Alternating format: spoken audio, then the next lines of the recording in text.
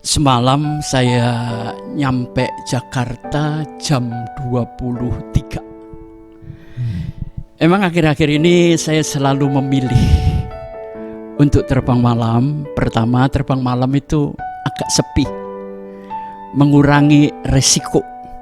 Karena di dalam pesawat kan ya pasti bersentuhan. Tapi sebelum saya berangkat, anak saya datang ke rumah dan menyiapkan masker serta sabun cuci tangan. Bahkan sampai di bandara anak saya tetap telepon, "Pa, maskernya dipakai ya, jangan cuek." Dan akhirnya saya coba pakai masker itu, memang pertamanya rasanya nggak enak, tapi lama-lama enak juga. Memang masalah gereja tetap buka atau tutup ini menimbulkan apa ya, perdebatan, debat kusir. Ada sebagian orang mengatakan, ya mana imannya? Sebagian lagi mengatakan resikonya terlalu besar. Tapi buat saya begini, saya pernah mengatakan minggu kemarin kepada Anda, kita mati itu kan catatannya sudah ada di akhirat. Masa Tuhan salah panggil? Saya percaya Tuhan gak akan salah panggil. Tapi ada satu ayat mengatakan begini, pemerintah yang ada ditetapkan oleh Allah. Jadi barang siapa melawan pemerintah, berarti dia juga melawan Allah. Saya cuma berdiri di atas ayat ini. Jokowi sudah mengeluarkan himbauan, gubernur mengeluarkan himbauan, bahkan mal-mal juga mengeluarkan himbauan. Bukan soal mana yang benar, mana yang salah, tapi mari kita melihat dalam satu prospek yang luas, ya. Karena dengan mengurangi tempat kumpul, paling tidak risiko penularan juga berkurang. Tapi kalau toh kita mau tetap ngumpul, enggak masalah, kita punya iman masing-masing, kita punya pendapat masing-masing. Tapi dengan tidak berkumpul, saya berpikir ini mengurangi penularan. Memang penyakit enggak akan membuat saya mati kok. Mati itu ada di tangan Tuhan. Cuma lewat penyakit. Jadi hendaknya kita bijak. Tapi baik, teman-teman, saya punya satu cerita. Satu hari diadakan sekolah hewan. Hewan aja sekolah. Kenapa kita manusia nggak mau sekolah? Nah, yang sekolah di sekolah hewan ini ada anjing, bebek, sama elang. Tentunya ya lucu, tapi sesuatu yang luar biasa. Waktu anjing diminta berlari, bagi dia mudah. Tapi hari kedua anjing diminta naik pohon, dia mulai mengeluh. Tapi yang dia kesel, dia marah-marah, karena pada hari ketiga dia dikasih pelajaran terbang. Di situ anjing ini stres. Apa sih makna dari cerita ini? Makna dari cerita ini, walaupun anjing itu sekolah, tapi dia tidak tumbuh pada kekuatan sendiri. Dia terpaksa melakukan hal-hal yang tidak dia kuasai. Bukankah saya dan Anda juga begitu? Kita tidak tumbuh pada kekuatan yang memang milik kita. Kita malah berpikir bagaimana memperbaiki kelemahan. Dan ini akan memakan waktu yang lama. Jadi kita harus tumbuh kepada kekuatan, talenta kita, passion kita. Jangan terpaksa melakukan hal-hal yang tidak kita kuasai. Nah, saya akan berikan kunci. Sekarang terjadi banyak pergeseran ya. Pergeseran, disruption, bahkan VUCA. Kalau dulu orang bicara gaji di dalam dunia kerja, Tapi sekarang orang sudah bicara bahwa kerja adalah tujuan hidup. Kerja adalah identitas hidup. Yang kedua, kalau belasan tahun yang lalu orang bicara tentang kepuasan kerja, tapi zaman sekarang nggak laku. Tidak lagi bicara kepuasan, tapi bicara pengembangan diri di dalam dunia kerja. Saya setuju, jangan membangun hidup itu jangan hanya mondar-mandir cari kerja yang baru, tapi bangun dulu kemampuan kerja. Karena dengan kemampuan kerja, perusahaan akan mengincar Anda. Yang ketiga, ada pergeseran begini.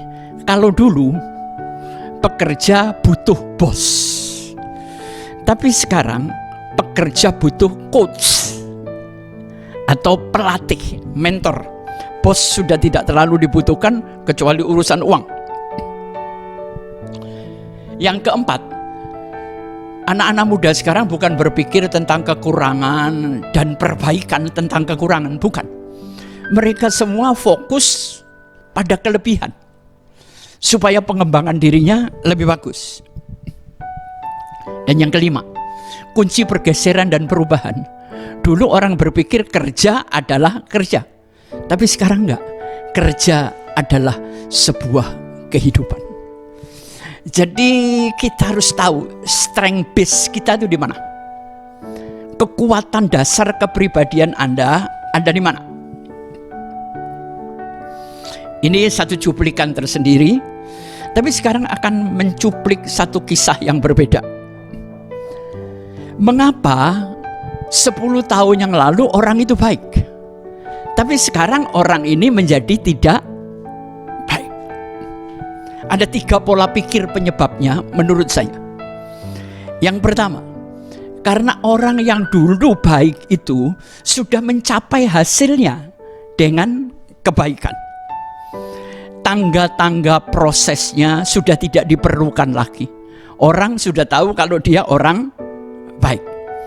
Nah, di sini muncul pemikiran kebaikan yang saya tanam itu memunculkan godaan-godaan. Kita melihat kebaikan ini sekarang sebagai alat. Bukankah kita selalu curiga, kenapa sih orang yang kok baik? Bahkan teman saya bilang, hati-hati dengan laki yang terlalu baik. Karena baik itu menjadi alat untuk kemudian hari, lewat waktu jadilah orang yang baik menjadi tidak baik. Dulunya melayani, sekarang minta dilayani. Dulu suka mendengar, sekarang lebih suka bicara. Dulu rendah hati, sekarang mulai sombong. Karena apa? Hasilnya sudah selesai. Itu pemikiran pertama. Tapi ada lagi pemikiran yang kedua. Banyak orang-orang yang baik itu akhirnya mencapai satu titik yang namanya powerful. Karena kebaikannya dia dipercaya, diberi kekuasaan. Dan akhirnya powerful ini menimbulkan godaan untuk memanfaatkan kuasa itu tadi. Sekali lagi lewat proses waktu, jadilah orang yang baik tadi menjadi tidak baik. Pola pikir yang ketiga.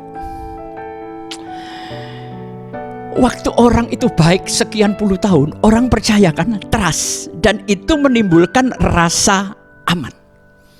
Dan pada saat dia sudah menanamkan kebaikan-kebaikan, orang jadi percaya dan jadi tidak percaya kalau dia nggak baik.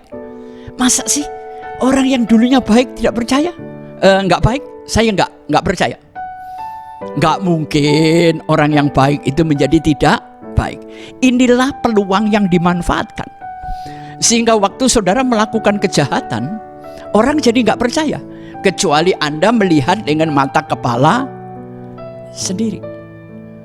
Jadi 3 pola pikir ini, yang pertama adalah sudah mencapai hasil, tangga proses tidak diperlukan lagi. Yang kedua, powerful, ya, kekuasaan dan memanfaatkan. Dan pola pikir yang ketiga, rasa aman atau trust.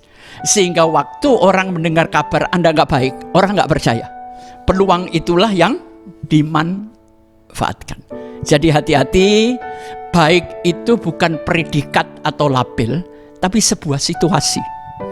Dia nggak pernah permanen, dia bisa berubah.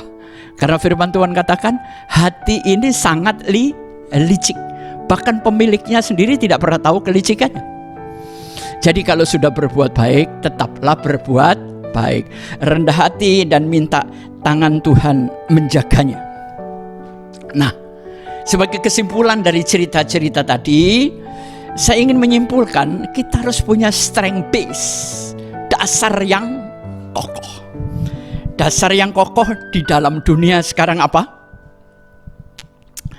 Pertama, saya melihat orang harus berani mengambil resiko demi kebaikan masa depan yang selalu di dalam ketidakpastian. Kalau Anda tidak berani mengambil resiko, Yesus punya resiko berani memikul salib karena dia tahu bahwa setelah itu dia bangkit. Inilah kita nggak pernah tahu masa depan kita. Ini yang menyebabkan orang nggak pernah berani mengambil resiko. Yang kedua, strength base sekarang itu kalau satu lidi berdiri sendiri dia tidak kuat. Tapi kalau diikat menjadi 10-20 lidi, dia akan menjadi kuat. Karena itu hidup sekarang kita nggak bisa angkuh. Hidup ini perlu orang. Seorang dokter, dia pintar mengobati orang, tapi dia goblok waktu disuruh ngelas. Ya, tukang ngelas itu pintar, tapi dia bodoh kalau disuruh nyuntik. Jadi sebenarnya dari zaman dulu kolaborasi itu perlu. Seorang insinyur akhirnya bangunan, kalau sakit perlu ke dokter. Dokter seorang ahli kalau mau bangun rumah perlu insinyur. Jadi sejak zaman Adam dan Hawa kolaborasi itu penting. Nah, di dalam kolaborasi kita harus menentukan strategi dan berani mengeksekusi. Itu yang kedua. Yang ketiga, strength base itu akan membuat Anda punya keberanian untuk memulai, kemauan untuk memulai, kemudian mempengaruhi banyak orang sehingga orang-orang punya kerja lebih. Hidup sekarang punya teamwork. Saudara bayangin kalau saya ada di panggung, terus anak-anak musik gak mau main, song leader WL mogok, terus mau jadi apa? Saya berkhotbah, tapi Anda mogok gak mau datang. Emang saya sendirian jadi ketoprak? Atau sebaliknya Anda datang, saya marah, saya gak mau datang. Mau dirubah jadi arisan? Gak mungkin kan? Jadi pendeta jangan sombong. Pendeta itu perlu jemaat. Jemaat pun perlu pembicara. Makanya saya harap saya berdiri di panggung ini bukan ingin berdiri, tapi saya cuma ingin menjalin rasa cinta dan kasih sayang. Karena rasa cinta dan kasih sayang itu diperlukan di gereja ini. Banyak orang berkhotbah tanpa punya hati. Tapi banyak orang punya hati nggak bisa khotbah. Kebetulan Tuhan kasih saya talenta pembicara, tapi sekaligus saya punya cinta. Itu yang menyebabkan saya eksis. Saya kalau seminggu nggak ke Jakarta, saya merasa kehilangan. Cuman saya nggak tahu apakah Anda kalau nggak ketemu saya setahun kehilangan atau enggak, itu urusan Anda.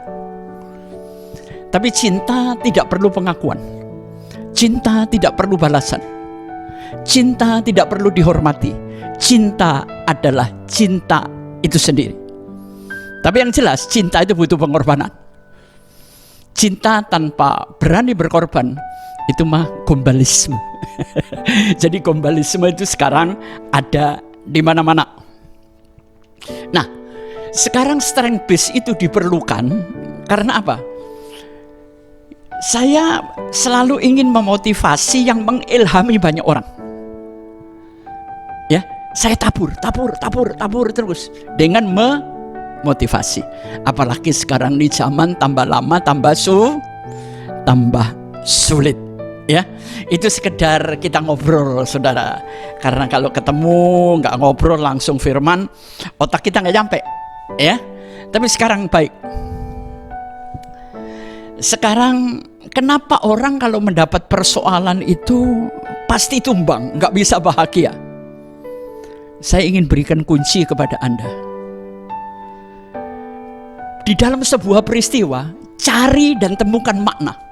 Maka saudara akan bergembira dan bersuka cita. Maknanya apa? Sekarang orang lagi ribut ya, corona. Temukan maknanya. Saya menemukan maknanya. Di dalam hal yang negatif selalu ada peluang. Di dalam hal yang positif selalu ada kejatuhan. Saya kasih contoh. Orang Indonesia ini kan terkenal kemproh, coro Jawa nih. Jorok. Nggak pernah mau cuci tangan. Tapi sekarang dengan adanya corona ini, maknanya apa? Kita diajarin cuci tangan. Dulu kita salaman, rangkul-merangkul seenaknya. Tapi maknanya sekarang bukan berarti saya nggak mau jabat tangan sama Anda. Saya selalu mengulurkan tangan. Tapi kalau Anda tidak mau ya nggak apa-apa, ya kan? Dan gereja pun sudah menyiapkan disinfektan yang cukup banyak. Jadi temukan maknanya. Dulu setiap hari mall itu nggak pernah sepi. Orang nongkrong, ketawa ketiwi. Tapi sekarang kerasan nggak kerasan di rumah, harus di rumah. Itu maknanya. Maknanya virus ini membawa Anda punya waktu untuk keluarga. Hidup itu jangan dilihat sepotong-sepotong, bro. Hidup itu harus dilihat secara menyeluruh, ya. Ayo kita bingkai semuanya ini menjadi kebaikan buat kita.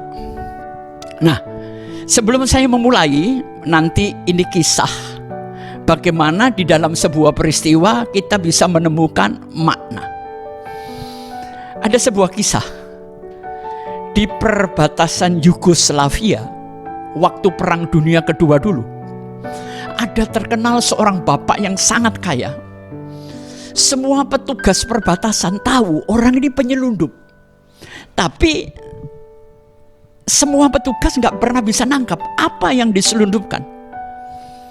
Dia selalu melewati perbatasan seminggu sekali, naik keledai, bawa barang-barang lah, digeledah bertahun-tahun, sampai akhirnya Yugoslavia berhenti perang, semuanya damai. Si penyelundup ini juga pensiun. Satu hari dia lagi ngopi di kafe, ketemu sama petugas zaman dulu yang sering kali memeriksa yang diselundupkan apa. Terus petugasnya tanya, bro, kita semua tahu kamu itu penyelundup, tapi setiap kami menggeledah, kok nggak pernah ketemu apa-apa? Kamu cuma naik keledai, yang kamu selundupkan apa sih? Dengan sedikit senyum, si penyelundup tua ini berkata, yang aku selundupkan adalah keledai itu sendiri.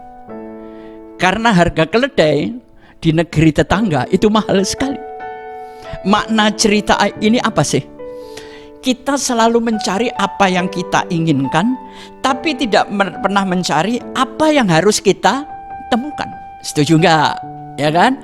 Kita ini selalu mencari apa yang kita inginkan, tapi tidak pernah ngotot mencari apa yang seharusnya kita temukan. Sekarang ini sudah hampir nggak ada orang Alkitabiah. Loh, kok berani menghakimi Pak Pengki gini? Sekarang ini tidak ada orang Alkitabiah, yang ada adalah orang Ayatiah. Apa maksudnya, Pak? Alkitabiah sama Ayatiah. Orang sekarang ini suka mencari ayat yang menyenangkan, dihubung-hubungkan ayat per ayat, tapi tidak Alkitabiah. Gimana? Anda ini pasti orang-orang Ayatiah. Itu istilah saya. Sekali lagi, jangan Ayatiah. Saya kasih contoh. Seorang anak nggak naik kelas, anak Anda ya, putus asa. Terus Anda berdoa, cari ayatnya. Tahu-tahu Anda ngebuka tangan Anda, ayatnya isinya Yudas. Ayatnya apa? Kemudian di tengah keputusasaan dan penyesalan, Yudas bunuh diri. Coba bayangin kalau ayat ini Anda sampaikan kepada anak Anda, terus anak Anda bunuh diri. Anda harus jadi Alkitabiah, bukan ayat hatiah. Nah, sekarang gini, waktu Anda punya masalah, biasanya kalau kita punya konflik, kita negosiasi kan. Hubungan kita dengan Tuhan ada 3. Negosiasi spiritual. Kalau ini nggak kena, Anda pindah menjadi argumentasi spiritual. Contohnya negosiasi spiritual. Tuhan, kalau Tuhan sembuhkan anak saya, aku mau bangun gereja. Ini negosiasi kan? Tapi kadang-kadang ada argumentasi. Loh, katanya Tuhan, saya ini sudah sembahyang perpuluhan semua jalan, anak saya kok tetap mati. Ya, jadi beda antara negosiasi spiritual dan argumentasi spiritual. Jadi jujur aja, di dalam doa itu seringkali kita mengatur kehendaknya. Nah, baik teman-teman, saya akan mengambil ayat-ayat yang terdapat di dalam Yohanes 11. Itu ayatnya panjang, ayat 1 sampai 44. Tapi nggak perlu kita baca semua, saya cuplikan ya, saya kasih cuplikan aja. Tapi saya yang paling menarik di sini ayat 33. Ketika Yesus melihat Maria menangis, ya. Dia melihat Maria menangis. Dan akhirnya ayat yang ke-30 berapa ya? Di situ dikatakan, maka menangislah Yesus.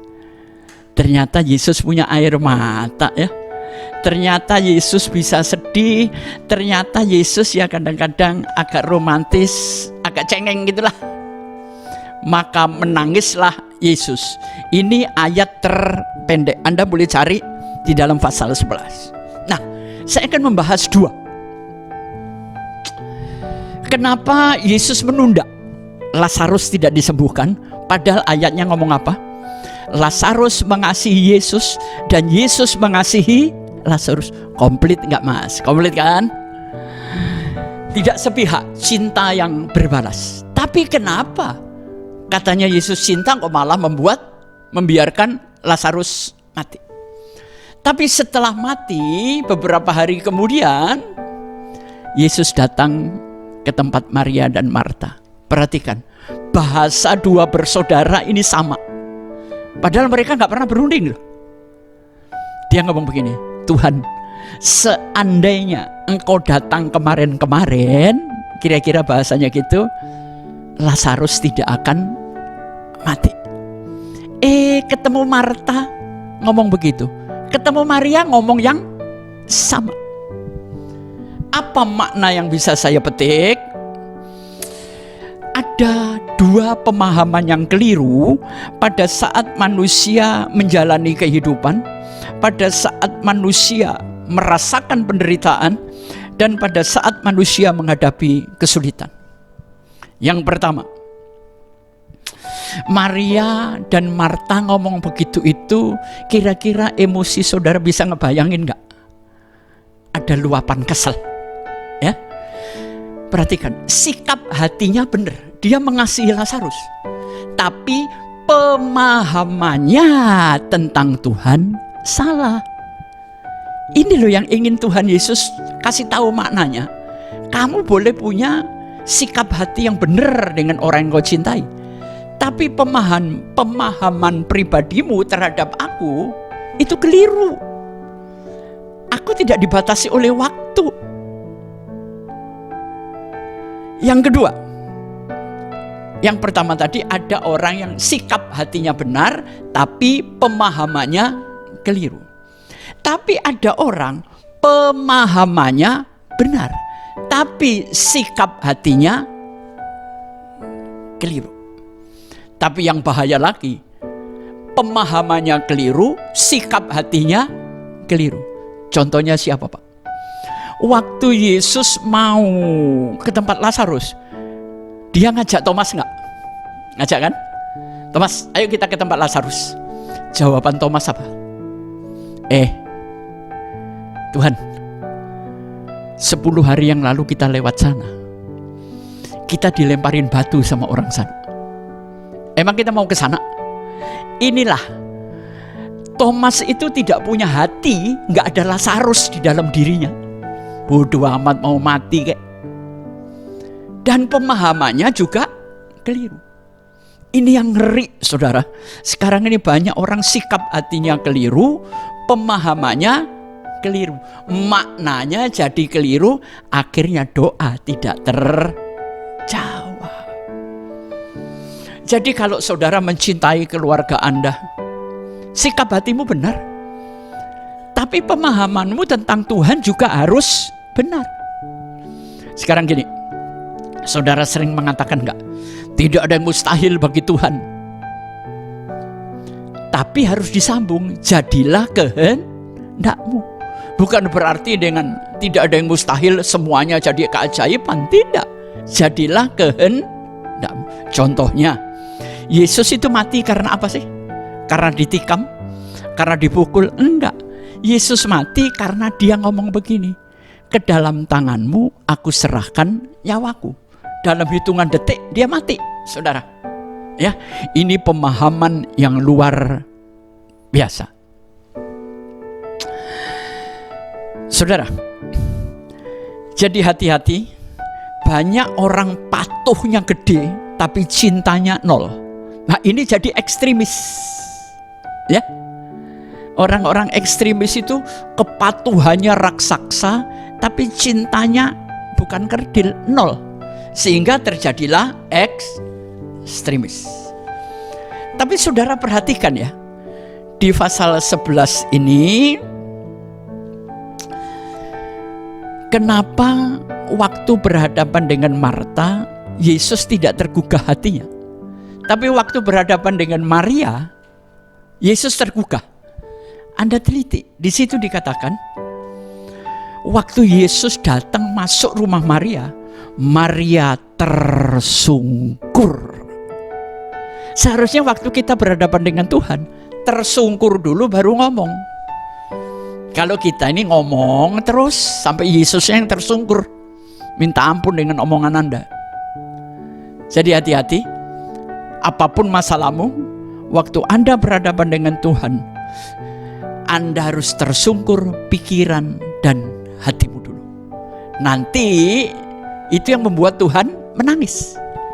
Nah, kalau emosi Tuhan, hati Tuhan sudah kena, maka ya pastilah Tuhan akan bergerak. Saya kasih contoh lagi. Maria, waktu pagi-pagi pergi ke kubur. Orang kalau sudah cinta itu nggak tahu lokasi deh. Kubur pun dia datangin. Pagi-pagi gelap gulita. Murid-murid pulang setelah mereka melihat kubur itu kosong. Tapi Maria tetap berdiri di situ. Jadi Maria ada di situ karena cinta. Bukan karena ingin tahu Yesus masih ada atau tidak. Cinta sekali lagi. Gimana? Gereja ini masih punya cinta nggak? Kita percuma ngomong Tuhan Yesus tanpa cinta. Dan kita percuma juga ngomong cinta tanpa wujud. Ya kan? Nah, tahu-tahu ada pria datang. Pria ini negur Maria. Tapi Maria nggak tahu loh kalau itu Yesus. Perhatikan. Tapi waktu Yesus memanggil Maria, Maria baru tahu kalau itu Yesus. Kenapa yang pertama tidak tahu, yang kedua jadi tahu? Karena waktu dia merasa ada seseorang di dekat dia, ayatnya berkata, maka Maria berpaling. Jadi kalau Anda ingin Yesus tergerak dan bergerak, sungkurkan dulu pikiran kita, hati kita, kesombongan kita. Tapi kalau manusia sekarang sih jarang tersungkur. Tapi waktu menghadap Tuhan, Tuhan yang jadi tersungkur, kaget-kaget lihat sikap Anda, ya. Jadi di sini kita melihat pemahaman dan sikap hati. Saya kasih contoh lagi. Waktu Maria pagi-pagi ke kubur bersama murid-murid, waktu murid-murid dan Maria nengok di kubur tidak ada jasad Yesus, murid-murid pulang, tapi Maria tetap berdiri. Inilah cinta. Cinta itu perlu pengorbanan. Cinta tanpa pengorbanan itu gombalisme. Ya, hati-hati dengan gombalisme. Nah, waktu Maria berdiri di situ, mendadak dia merasakan, ya, hawanya itu. Dia melihat ada seorang pria ada di depan dia, dan dia bertanya, siapa Bapak? Bayangin, hidup bersama Yesus tapi nggak kenal, karena Marianya belum berubah, Yesusnya sudah berubah. Tapi waktu Yesus memanggil nama Maria, dia menoleh dan dia berkata, Rabuni. Di sini kita melihat, waktu pertama kali dia ketemu sosok Yesus, ayatnya berkata, Maria berpaling. Tapi waktu dipanggil, di situ dikatakan, Maria menoleh. Berpaling itu kagak serius, tapi kalau menoleh itu serius. Jadi untuk ketemu dengan Tuhan, kita perlu keseriusan, kesungguhan. Dan akhirnya Maria pulang dengan berkata, aku sudah melihat Tuhan. Ini strength base, saudara. Kalau saudara sudah melihat Tuhan, hidup itu jangan belajar tentang Tuhan, tapi miliki pengalaman bersama Tuhan. Karena pengalaman gak bisa dicuri, pengalaman gak bisa hilang, seperti memori di dalam komputer. Gak ada virus yang bisa menghancurkan memori kita, kecuali Anda Alzheimer. Jadi di sini Maria adalah saksi kehidupan, tapi Pilatus adalah saksi kematian. Maria ketemu Tuhan, Pilatus ketemu Tuhan, tapi Pilatus melihat kematian dan cuci tangan. Pemimpin yang sangat tidak bertanggung jawab. Nah, baik teman-teman, apakah Anda melihat kematian atau apakah Anda melihat kehidupan? Itu pilihan Anda. Saya melihat apapun yang terjadi, saya melihat kehidupan. Caranya gimana Pak Pengki? Temukan makna dalam setiap peristiwa. Karena peristiwa akan melahirkan peristiwa. Yang terakhir saya kasih contoh. Waktu mereka mendengar kabar Yesus bangkit, mereka berangkat. Tapi di antara rombongan itu berkata, kemarin saya melihat ada batu besar yang menutup kubur itu. Gimana kita bisa masuk untuk meminyaki mayat Yesus? Muncul pertanyaan, siapa yang menggulingkan batu? Setiap Anda bertindak, pasti ada halangan dan tantangan. Tantangan boleh Anda, tapi nggak boleh menghentikan langkah dan semangat Anda. Kalau Anda memulai satu langkah, Yesus sudah berjalan 1000 langkah. Dan waktu mereka dekat kubur, mereka kaget. Batu itu sudah terguling. Sekali lagi, sikap hati benar, tapi pemahaman tentang Tuhan salah, maka kita jadi bingung. Fahami, Yesus tidak dibatasi waktu. Yesus itu cinta dan kasih sayang. Yesus adalah kebangkitan. Teman-teman, sebelum saya akhiri, mari di tengah kisruhnya dunia ini, di tengah banyaknya suara, fahami Tuhan dengan benar, dengan cara miliki pengalaman bersama Dia dan miliki sikap hati yang benar.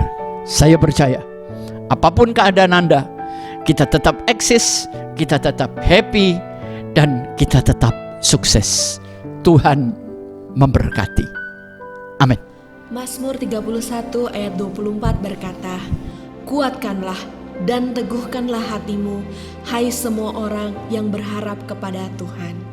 Saudara seiman, berharaplah dan bersandar hanya kepada Yesus.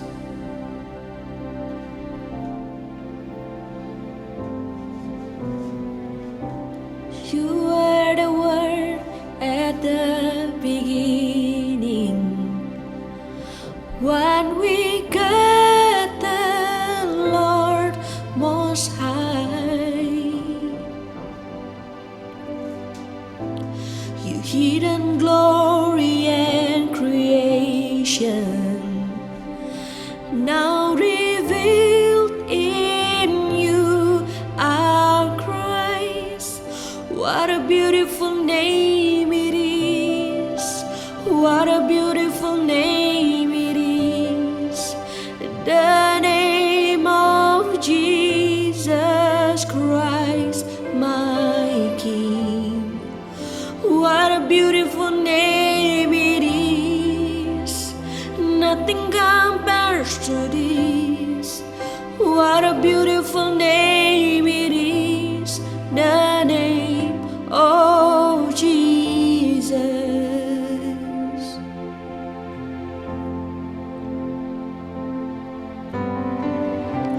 You didn't want heaven without us, so Jesus, you brought heavens down. My sins was great, your love is greater. What could separate us now? What a wonderful name it is. What a wonderful name it is. The name of Jesus Christ, my King. What a wonderful name it is. Nothing compares to this.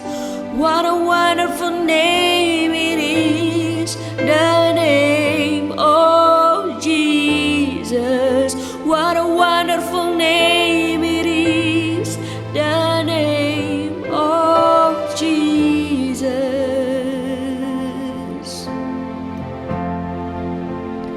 That could not hold you, the filter before you.